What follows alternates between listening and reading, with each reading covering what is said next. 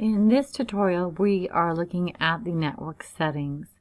If you click on Settings at the top and then go to Network Settings, this will show you where your database is coming from. Here I'm pointing to my C drive, my local C drive. If I want to change it, I click on Browse, and then I can browse to the accounts.mdb file that I want to see. If I was on a network, I could click on the network and find the server where my database was. In this case, I'm not going to be accessing it from the server. I'm going to browse up to my M2 Reporter folder and go to the directory where I have my database files. I'm going to click on the one that I want to open and then click OK, and now I see all my accounts here.